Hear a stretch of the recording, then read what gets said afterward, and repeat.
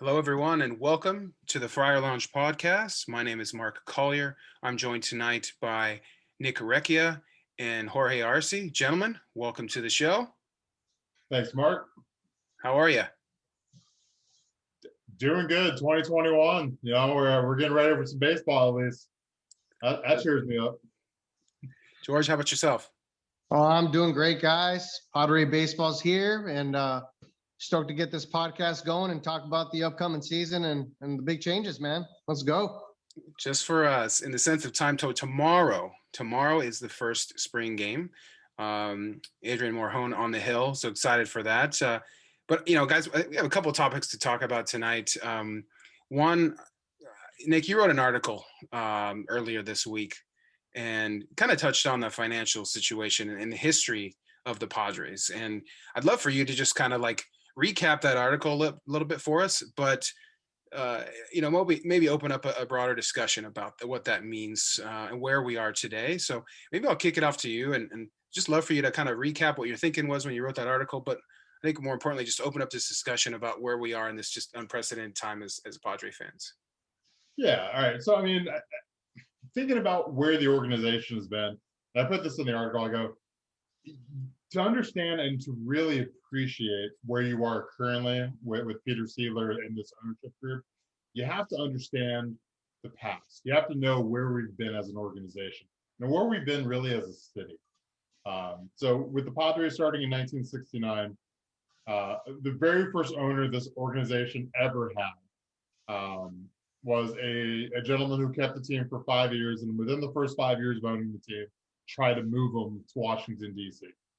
So we started off on the wrong foot. This person later was arrested for embezzlement and all types of things, was one of the biggest supporters of Richard Nixon, and of course was involved in all types of shady stuff. So safe to say, he sold it after failing to sell the team and move it to Washington, D.C.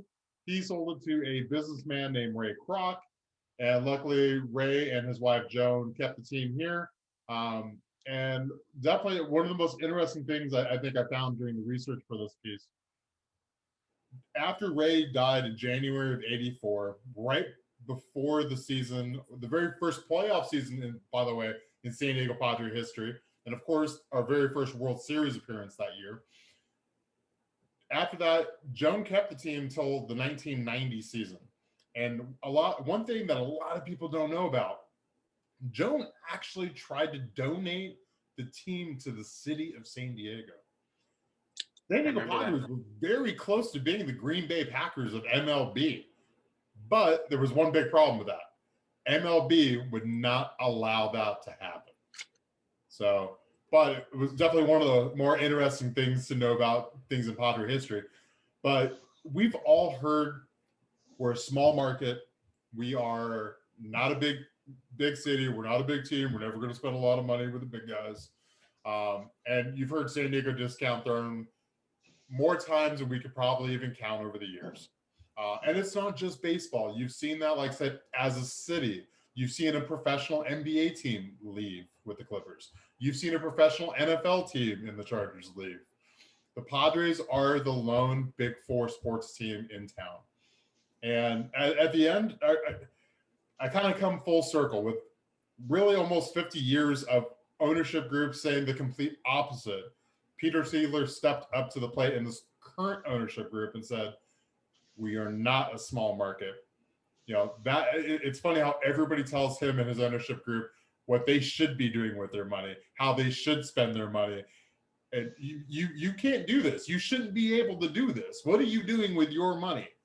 And the great thing is about it is this guy is a fan.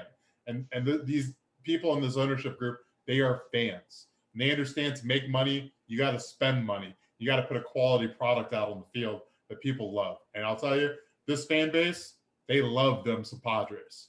So whether you get the brown uniforms, you get Petco Park, full circle, and you get an absolute budding superstar in Fernando Tatis Jr., there's a whole lot of things for the city and for this fan base to rally behind.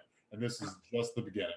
100%, Nick, and yeah, thanks for that. I appreciate that, George. I throw it over to you. You've been through a lot.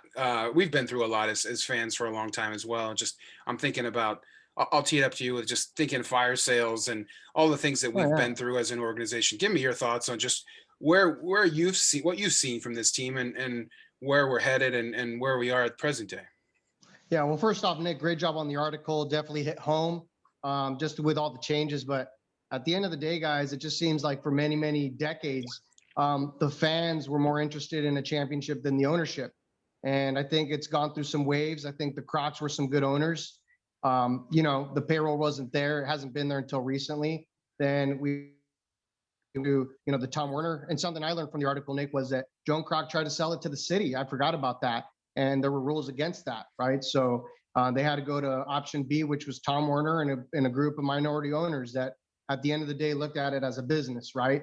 And then it got into John Moore's hand, which I think led us to a good path in '98. And I think we hit on a lot of check boxes that year. And she, took us there. And then we got into the Murad days. So at the end of the day, guys, I think the ownership now, like you guys said, Peter Seidler, he's an owner that wants to win. He's an owner that's worth $3+ billion.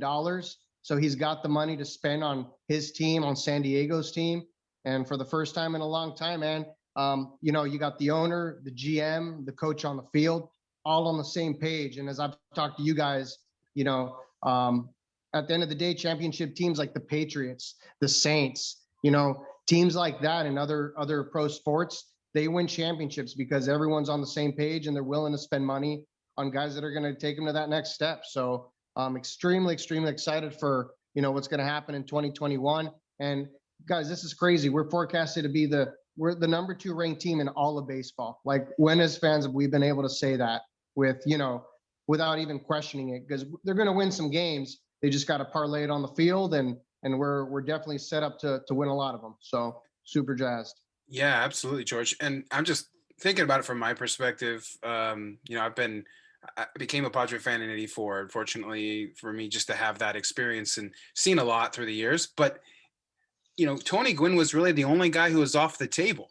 Everyone else, you came into town, like, you might have a quick ticket if there's a fire sale around the corner, or we need to make a trade, and and that's the way it's been. But now it's a different ball game. Like, and Nick, we talked about this offline briefly, just from a financial standpoint, right? The top 5 contracts in Padre history have happened in the last 5 years, I believe, and significant investments that have been made, in addition to balancing, the roster with lots of young talent that is controllable talent for quite some time. And I think that's where, just looking at the teams like the Cubs and the Astros that have won, that's kind of a bit of their playbook. But at the same time, it's a bit different, to your point, Nick, just about what we're doing and how we're doing it. So super excited, guys. And there's a lot to talk about, I think, just from a financial point. But maybe I'll tee this up just for us to talk about in general is,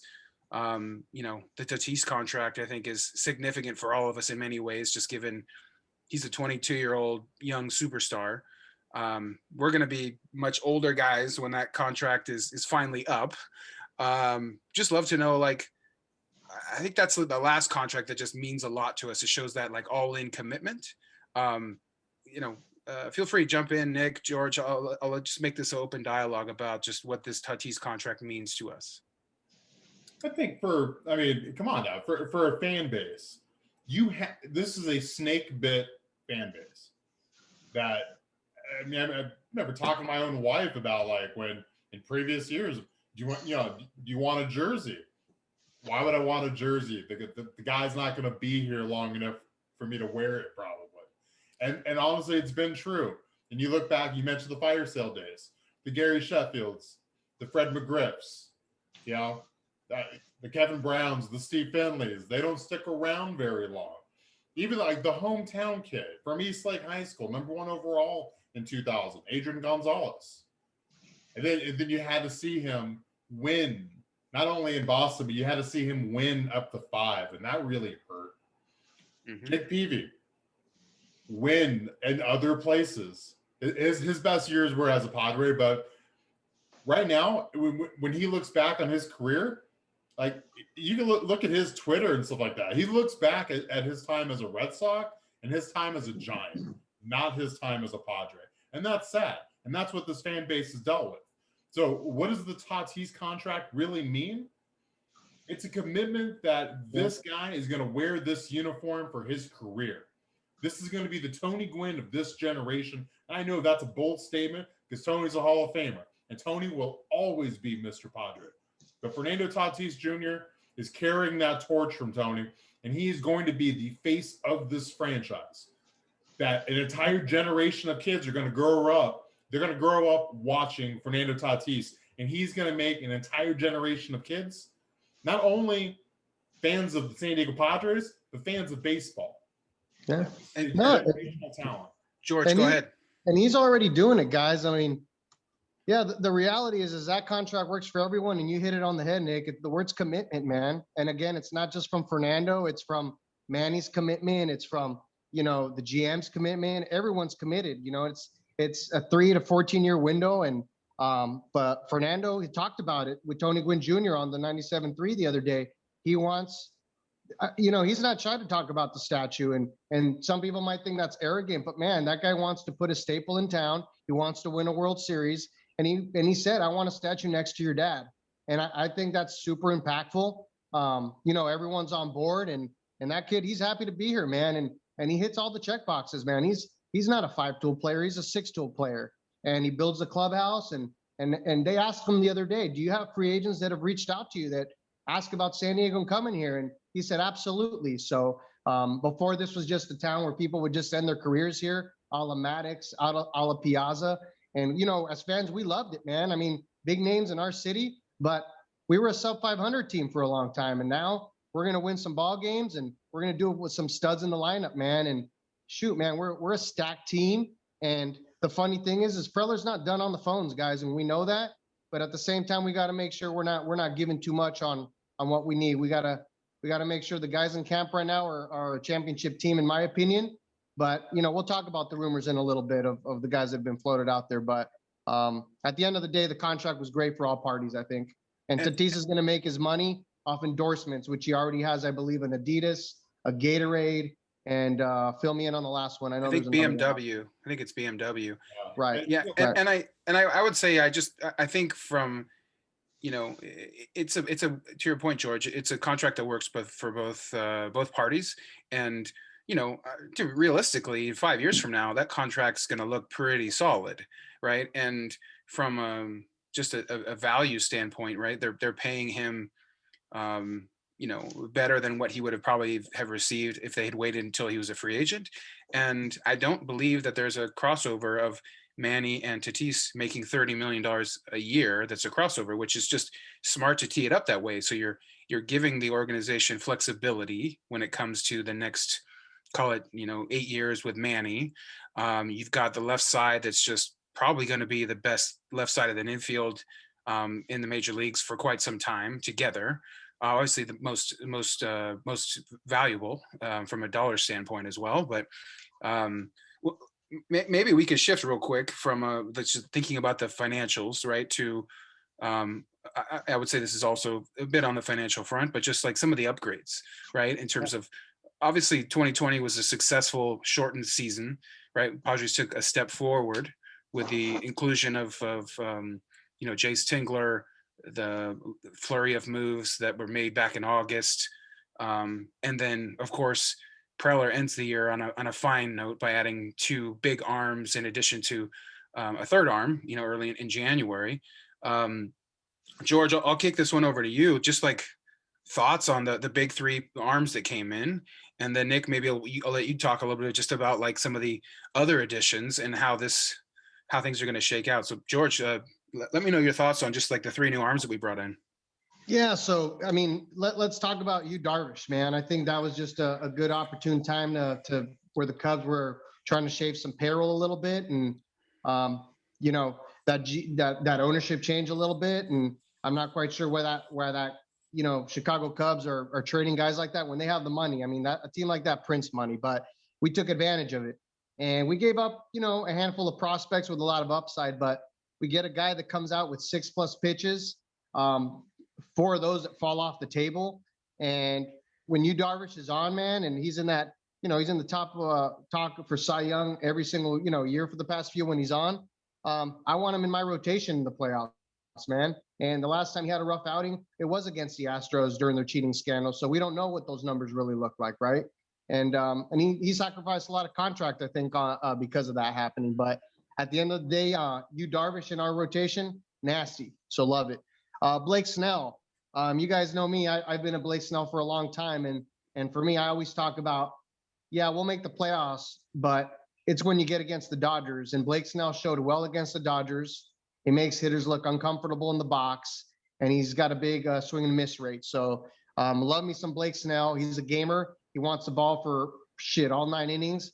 And at the end of the day, he's a gamer. So love it. And then you go to Joe Musgrove, the local guy, right? Favorite player growing up was Jake Peavy. He's sport number 44 this year, which I'm stoked for. And he comes in as one of the Pirates, top aces on their team.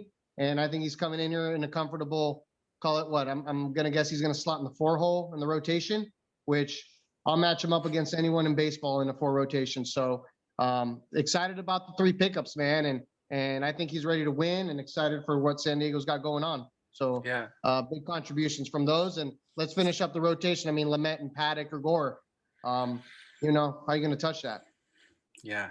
Nick, feel free to touch on those, just the starting pitching briefly, but just would love your thoughts on a few of the other like key bullpen arms, in addition to just,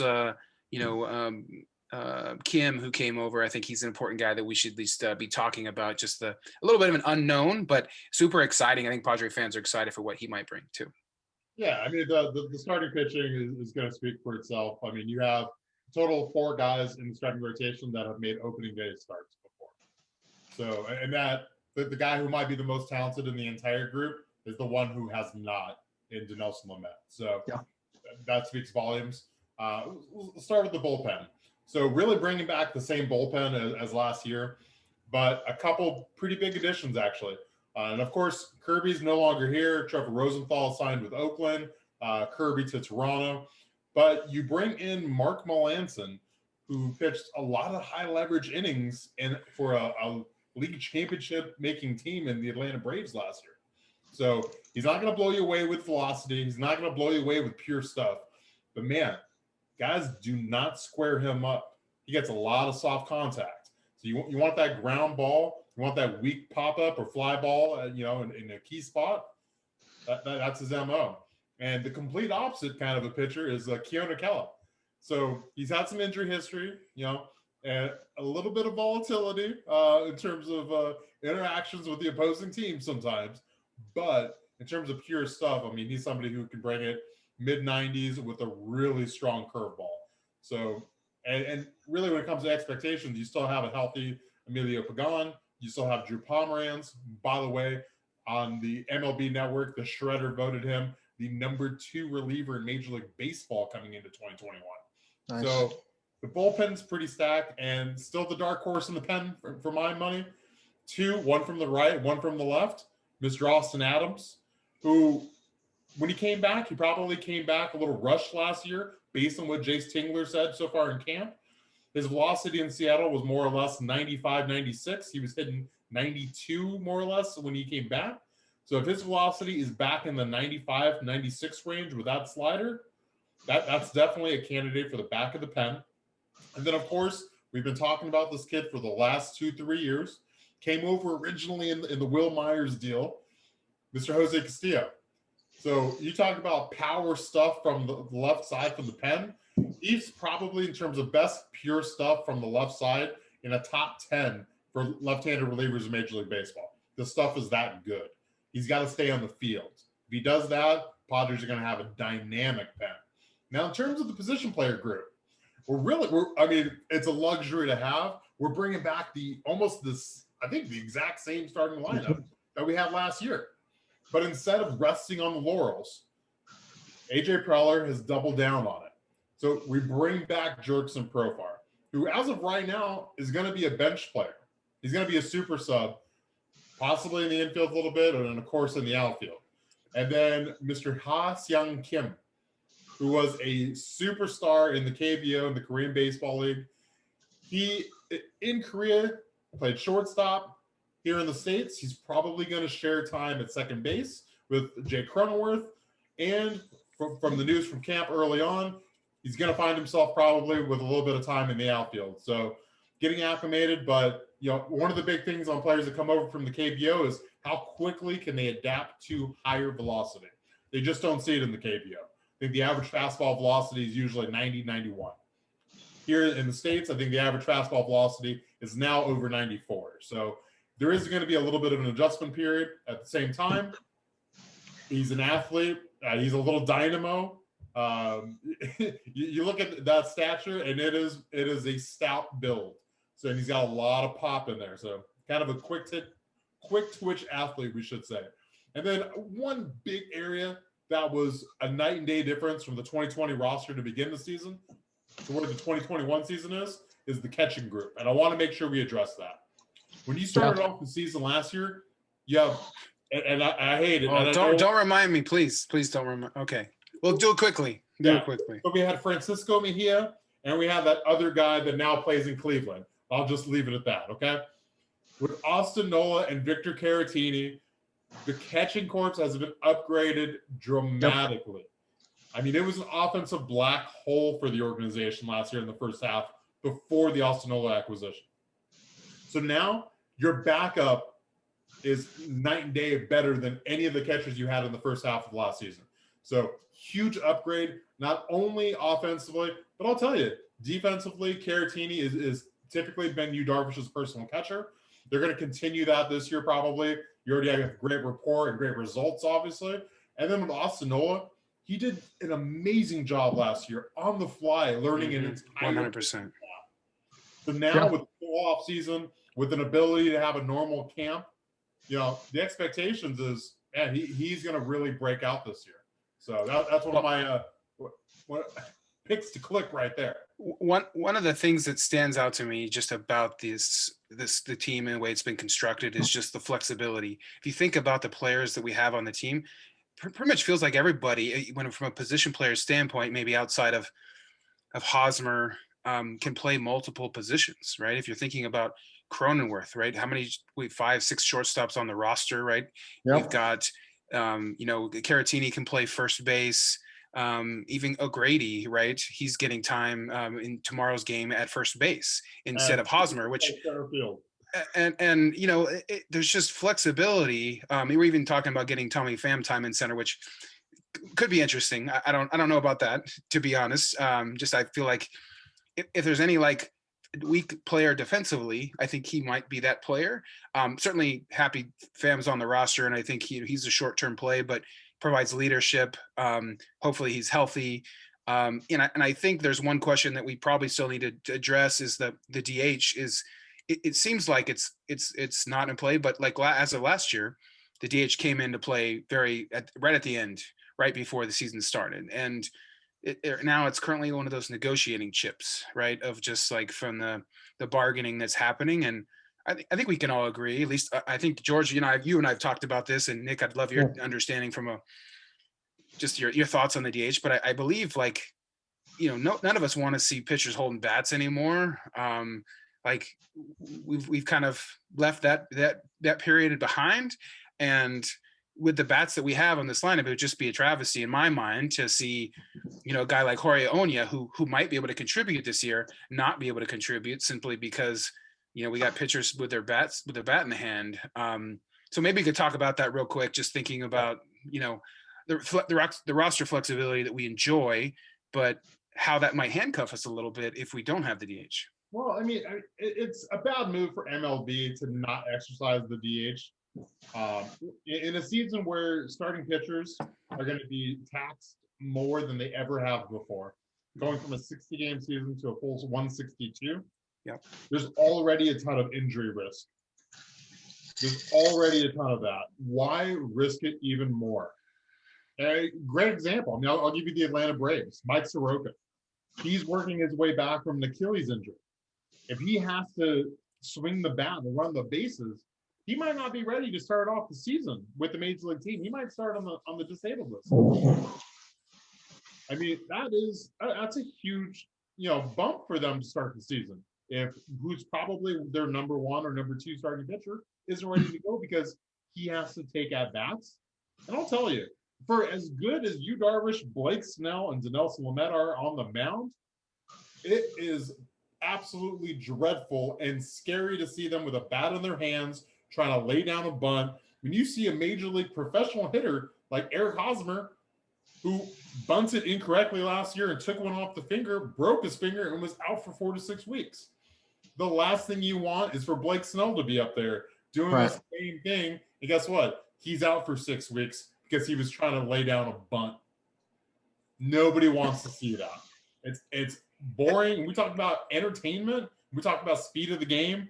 Put another hitter in there, make it entertaining, and also give more opportunities to guys to get in there. Like you mentioned, Jorge Oña, somebody like that too. So.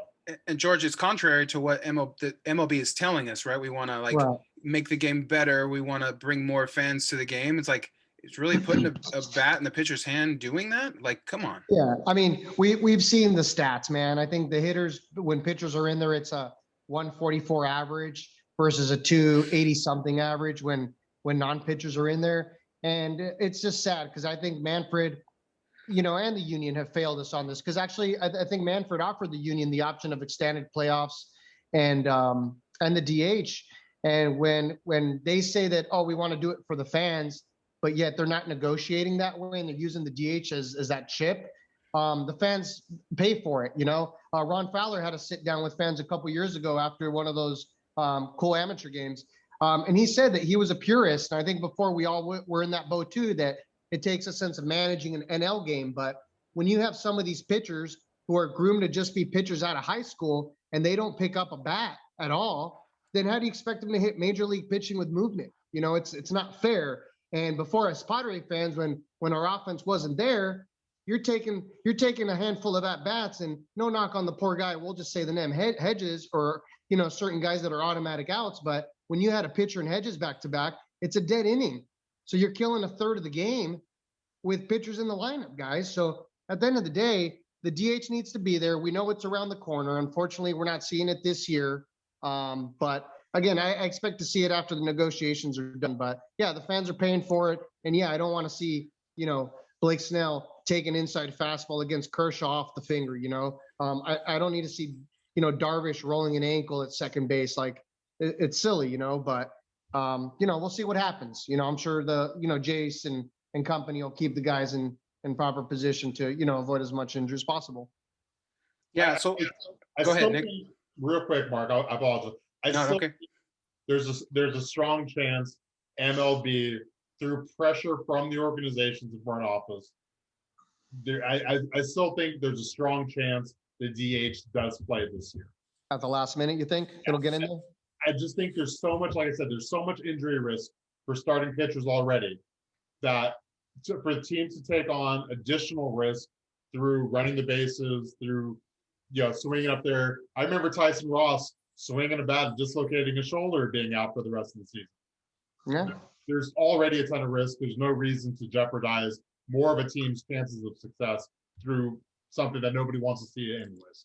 So. And Nick, to your point, I think if we hadn't had the DH last year, I don't think we would have known any better, right? Because we wouldn't have had experienced the DH. But the fact that we got 60 games and we had the DH, like we saw it firsthand, and like it was just a better game, just bar none. So, So I got a quick question for you guys regarding the DH, and since it's not going to play out, do you guys think that the bench is going to consist of 4 or 5 players, since we're going non-DH as of now? And in terms of the bullpen, I don't know if you guys wanted to talk bullpen to see, there's a ton of guys in there. There's only spot for 8 or 9, and I'm staring at a list here of about 16. What do you guys think happens with that? Well, I'll jump in real quick. I think there's this surplus of arms, right, that falls into this like bucket of guys who are tradable.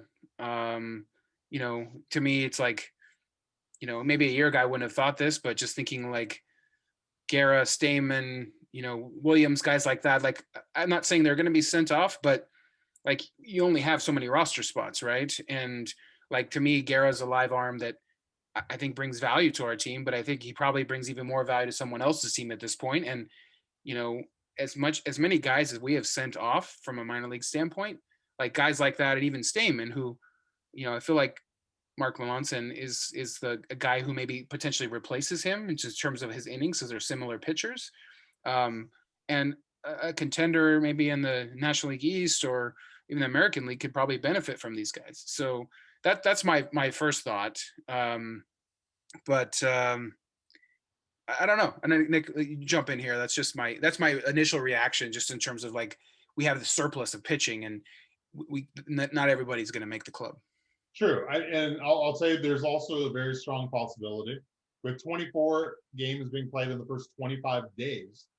And with, like, once again, going from 60 games to 162, there's no way any major league team is going to get through the season with 5 starting pitchers. So there is a strong possibility that you'll have a 6-man rotation, a 7-man rotation probably at some points. Mm-hmm. So who's going to be that 6th starter? You know, maybe it's McKenzie. Maybe it's Adrian Morejon. You're going to need pitching. You're going to need a lot of depth this year. So in terms of relievers, yeah, I think there's obviously the locks. There's, you know, Pomerantz, Pagan, Kella, Melanson. There's some guys that are going to maybe start off the season on the IL, and that, like Matt Stram, working his way back from knee surgery. You have the guys that do have options. Taylor Williams has options. Jace Tingler just put out something on him. Talked about him at one of his press conferences in the last handful of days, though, talking about his stuff, the ability to spin the ball, his 2- and 4-seamer. So he sounded very high on him. Michel Baez is another name that gets bandied about right now. He's doing a little bit of a new arm action, a little bit of Lucas Giolito doing the short arm. So a lot of pitchers have had big success with that. Lucas Giolito, Shane Bieber. Now, obviously, not saying he's going to all of a sudden morph into a AL Central ace, but you know, he was a very heralded kid before. So, you know, that might get him to bump up. And from the sound of it, they're trying to have him be more of a multi-inning reliever. So is depth going to be key? Absolutely. Will some of these guys find themselves as trade fodder? There's a strong possibility of that. Tim Hill's name has come up in mock, you know, trade things out there. But you got to think about it. With a healthy Matt Stram, is Hill the 4th or 5th best left-handed reliever on the roster? That's probably not getting you onto the team right now. That's gonna keep you at AAA. So, and he has options, I believe, from what I remember. I think so. And you know, I think it's interesting, right? So just going back to what you were saying, Nick, about a 6-7-man rotation. Like, obviously, we have kind of the 5 that are locked in with, you know, Darvish, Snell, Lamet, Paddock, and Musgrove, right? So we've got those 5 that are kind of locked in. But then you've got this, like, right? You take Weathers and Baez, Gore, right? These guys who are kind of in this, like, Adrian Morejon. Morejon, who could start. And so he's the guy who's most intriguing to me, is Morejon, right? Because, you know, I think for good reason, they've kind of, I don't know if baby's the right word, but like had kind of a limit on his innings and his, given his like injury history. And I think he could serve as a guy like Urias, like for the Dodgers, in a similar fashion, like near the bullpen. Or I think he's also got a lot of upside because he has so many pitches from a starter standpoint. So here's my sense is what they're doing with him is they're seeing what he has in terms of flexibility. But if we think about this team and how it's built through 2023, you know, that's how it's kind of built now with these big contracts and stuff like that. But then you're going to have the guys who are going to need to be impact players in 24 is like Gore and Morejon and Weathers. And that's going to be like the next wave. And are those guys, those 3 lefties particularly, are they going to be the next wave of starting pitching when the contracts of you know, Darvish and Snell are up? And I think that just speaks to how Preller's constructed this you know, the roster overall. But I just love you guys' thoughts on that, because I think it's a big topic. And I'll just finish with this. I think that Gore, to me, is a guy who we might see first in kind of the dog days of summer when we need to have innings. And I think, you know, they don't have to start him early on because you want to kind of limit his service time so he could come up later. But let's just talk about that, because I think this is a big conversation. Go ahead, George. Yeah, I was just going to say there's no big rush for Gore. The rotation's loaded right now. And not to play against the contract, because I think the Padres are over that. I think that's something that they used to do. And we're realizing that a lot of organizations, you got the situation in Seattle that just happened where the guy openly admitted it. But it's a setup to fail system, man. I mean, if the way the contracts are now, if you have those big blue chippers, those top prospects that turn out to be studs, you're talking about 20 to 30 million a year, man. Teams have to be financially responsible. So it puts the teams in a tough spot, man. And so hopefully with the new CBA, they address that. But until then, right now, Gore does not have to be in the rotation in the 5 spot for many reasons. But yeah, team controls a little bit, one of them. And again, we don't need him right now. Paddock has earned his spot. He was our starter last year. He's working on a third, call it fourth pitch. He kind of gave up on the curveball, in my opinion, last year due to location issues with the fastball and changeup and some predictability from some good hitting teams. But, I think he's going to do a lot better his third year. But I'd say just pump the brakes on Gore. Weathers, you got to love what the kid did against the Dodgers on the big stage. And I think the way the organization's doing this is in 3-year blocks. And I think that's how you have to do it. We have Darvish, Snell, these guys all locked up for this 3-year window.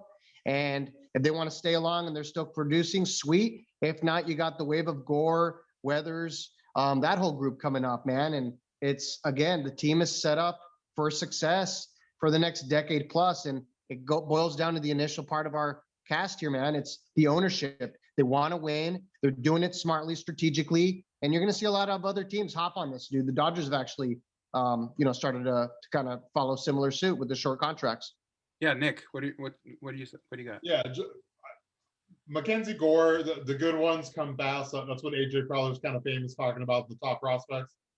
And Mackenzie Gore today was throwing a bullpen live BP against a lot of the Slam Diego crew, including Manny Machado and Fernando Tatis Jr. Yes, he was. And the report was that he was throwing mid to high 90s and snapping off plus curveballs.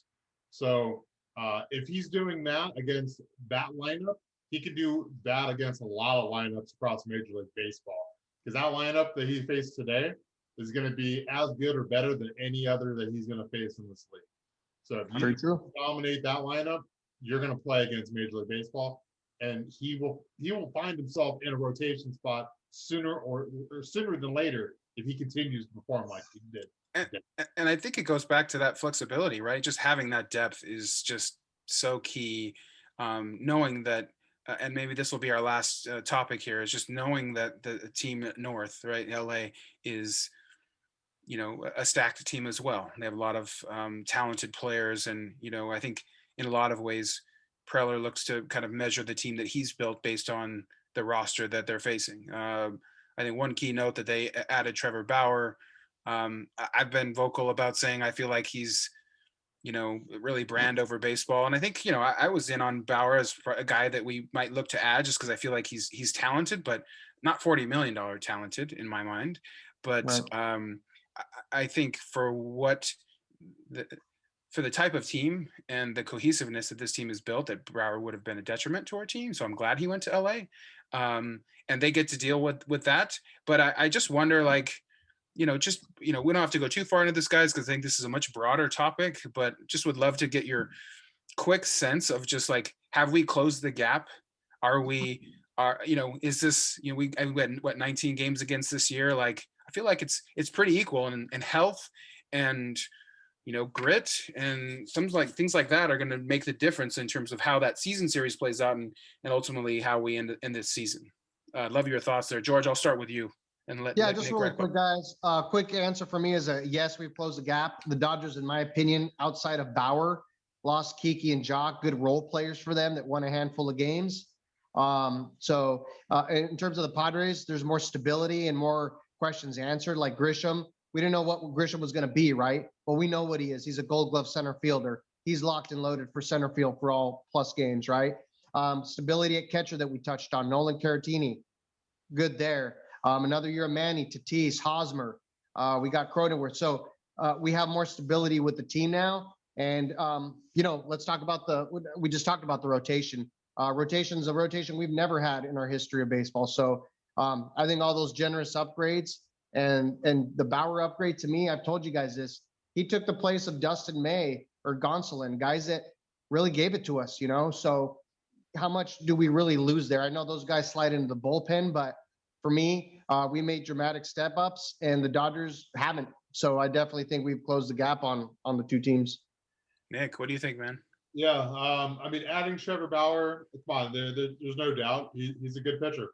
One of the big things that he does almost better than just about any other starting pitcher in the game is he is an innings eater.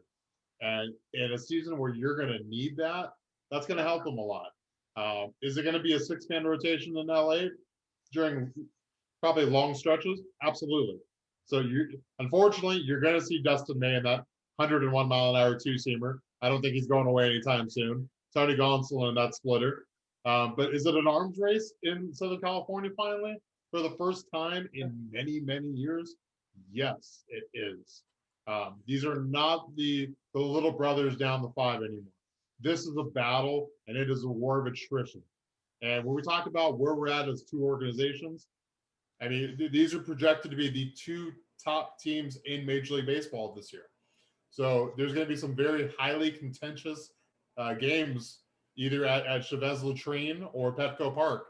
And I will tell you, we're going to see what happens between here, but there's 19 games during the regular season that'll tell us a long ways what's going to happen in October. So with that being said, like I said, Trevor Bauer, yeah, does he make them better? Yes. But when it comes to the postseason, one of the things I think why Bauer wanted to be in LA, I just think he wanted to live closer to dad. So Manny's his papa. He's right down the 5, so you can come visit him anytime he likes.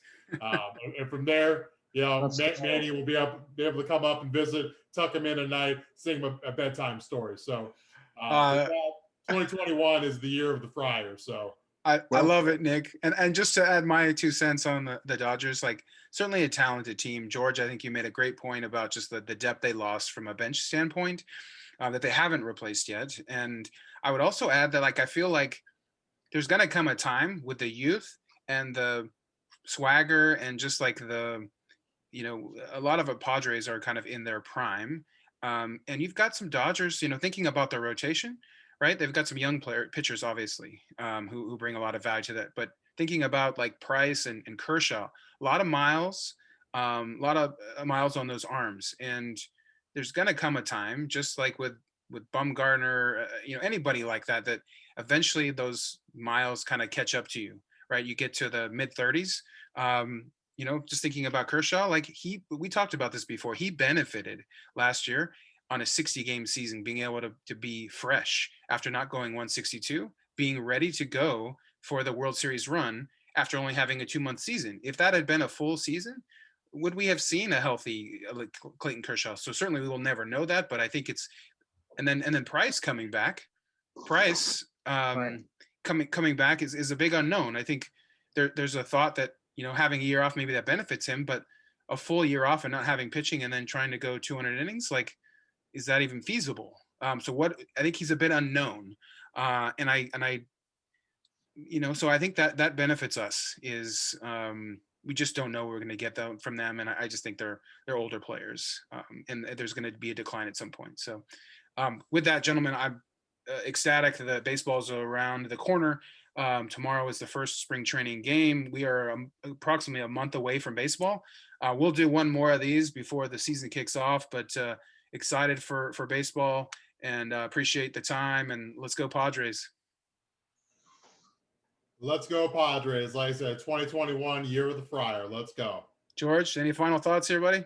Oh, baby, let's go. Get ready. 33 days away from opening day, April 1st, guys. Let's do it. Yeah, and I'll just say last thing, guys. I'm missing us being in Peoria this year together. George, I think you guys may get out there a little bit to be able to catch a game, but our annual trip is not going to happen this year, but hopefully next year and the years beyond that, we'll make that a regular thing again. So anyway, we'll talk again soon, and thank you very much. All right, good night, fellas. Take care.